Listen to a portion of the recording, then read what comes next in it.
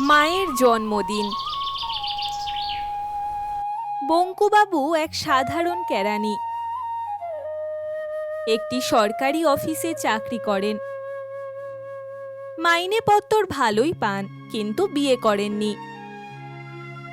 বাড়িতে আছেন কেবল তার মা আর সারাক্ষণের কাজের লোক শ্রীকান্ত।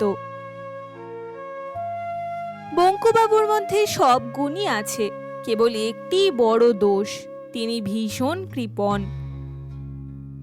5 টাকার জিনিস তিনি 2 টাকার কমে না কিনে শান্তি পান না।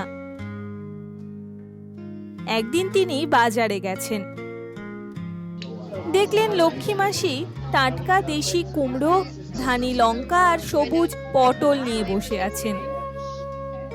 দাম জিজ্ঞেস করতেই মাসি বললেন, কুমড়ো 30 টাকা, লঙ্কা 10 আর পটল 50 টাকা কিলো। মাসির কথা শুনে যা বোঝা যাচ্ছে ব্যাপারটা যথেষ্টই সস্তা। কিন্তু বঙ্কুবাবু 15 মিনিট ধরে লক্ষ্মী মাসির সাথে দরদাম করলেন, শেষমেশ সব কিছুই অর্ধেক দামে কিনে ফেললেন।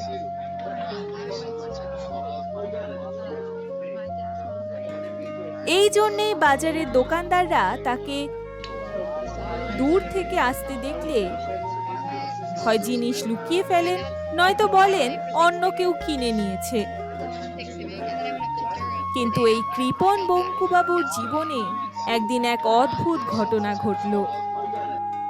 এমন এক ঘটনা যার ব্যাখ্যা তিনি শত চেষ্টা করেও খুঁজে পেলেন না।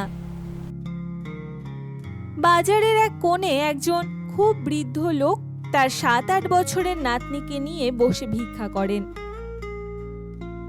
সকলের কাছে একটু খাবার কেনার জন্য সামান্য অর্থ চান। কিন্তু এই স্বার্থের পৃথিবীতে কে আর অন্যের দুঃখের দিকে তাকানোর সময় পায়? সেদিন ছিল বঙ্কুবাবুর মায়ের জন্মদিন। প্রতি বছর এই দিনটা তিনি নিয়ম করে ভালো বাজার করেন।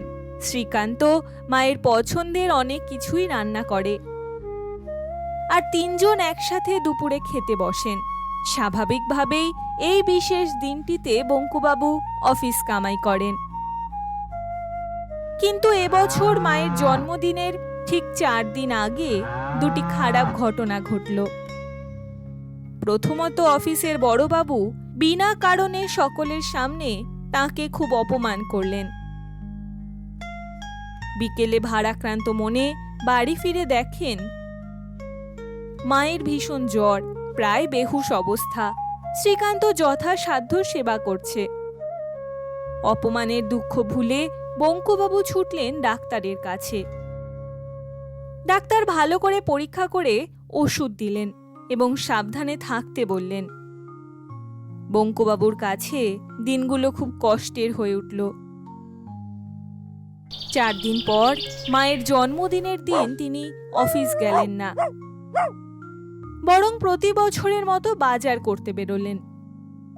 বাজারে ঢোকার মুখেই সেই অসহায় বৃদ্ধ আর তার নাতনিকে দেখলেন। হঠাৎ কি যে হলো তার, তিনি সোজা মিষ্টির দোকানে গেলেন। 3-4 রকমের মিষ্টি কিনলেন। তারপর বৃদ্ধ লোকটির কাছে গিয়ে শ্রদ্ধা ভরে কিছু মিষ্টি তার হাতে আর কিছু নাতনির হাতে দিলেন। তারা তো অবাক। এরপর বঙ্কুবাবু 100 টাকা বৃদ্ধের হাতে দিয়ে বললেন, আপনি পছন্দ মতন কিছু কিনবেন এটা দিয়ে। শুধু আজ নয়, এবার থেকে যখনই বাজারে আসব, আপনার যা খেতে ইচ্ছে করবে আমাকে নিজের ছেলে মনে করে বলবেন, আমি নিয়ে আসব।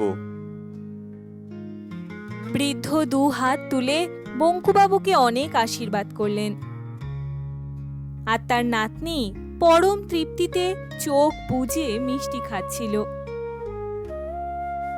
এই দৃশ্য দেখে বঙ্কুবাবুর এক অপার্থিব আনন্দের অনুভূতি হলো। এরকম ভালো লাগা তার আগে কখনো হয়নি।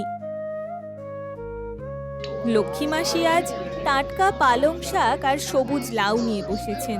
দুটোই মায়ের খুব প্রিয়। আজ বঙ্কুবাবু আর লক্ষ্মী মাসির সঙ্গে কোনো দরদাম করলেন না, যা দাম চাইলো তাই দিয়ে দিলেন। লক্ষ্মী মাসি তো অবাক। সবজি নিয়ে ফিরতে ফিরতে তার হঠাৎ মনে হলো শ্রীকান্ত খাসির মাংস খুব ভালোবাসে, কিন্তু তারা মা ছেলে কেউ মাংস খান না বলে বাড়িতে মাংস আনা হয় না। আজ বঙ্কুবাবু 500 গ্রাম খাসির মাংস নিলেন। তার আজ মনটা খুব হালকা লাগছে। বাড়ি ফিরে তিনি আবারও আশ্চর্য হয়ে গেলেন। দেখলেন মায়ের জ্বর একদম নেই। মা উঠে বসে টুকটুক করে ফল খাচ্ছেন। শ্রীকান্তকে বাজারের ব্যাগ দিয়ে নিজের জন্য খাসির মাংস রান্না করতে বললেন। যে কর্তা কোনোদিন 1 পিস মাছ বেশি আনেন না, তার এমন পরিবর্তন দেখে শ্রীকান্ত হাসবে না কাঁদবে বুঝতে পারল না। যাই হোক, উৎফুল্ল মনে শ্রীকান্ত রান্না করতে চলে গেল। দুপুরবেলা বড়ি দিয়ে লাউয়ের ঘন্ট, পালং শাকের তরকারি, তাজা মাছের ঝোল আর নলেন গুড়ের পায়েস। সবাই খুব তৃপ্তি করে খেলো, আর শ্রীকান্ত তো খাসির মাংস দিয়ে প্রায় 2 থালা ভাত খেয়ে ফেলল। বিকেলের দিকে হঠাৎ বঙ্কুবাবুর ফোনে বড়বাবুর কল এলো। তিনি খুব ঘাবড়ে গেলেন। ভয়ে ফোনটা ধরতেই বড়বাবু বলে উঠলেন, কে বঙ্কুবাবু? মাসিমার জন্মদিন ভালো কাটলো তো? সত্যি আপনার মতন ছেলে হয় না। আর শুনুন, আমাকে ক্ষমা করবেন, সেদিন আপনাকে অযথা অপমান করেছিলাম, কিছু মনে করবেন না। ভালো থাকবেন, আর মাসিমার জন্মদিনের মিষ্টি আমাদের জন্য নিয়ে আসবেন। বঙ্কুবাবুর চোখে জল চলে এলো। কোনো মতে হ্যাঁ বলে তিনি ফোন রাখলেন। হঠাৎ তার চোখ পড়ল ঠাকুর ঘরে রাখা তার প্রিয় জগন্নাথের ছবির দিকে। দেখলেন মহাপ্রভু মিটিমিটি করে হাসছেন তার দিকে তাকিয়ে।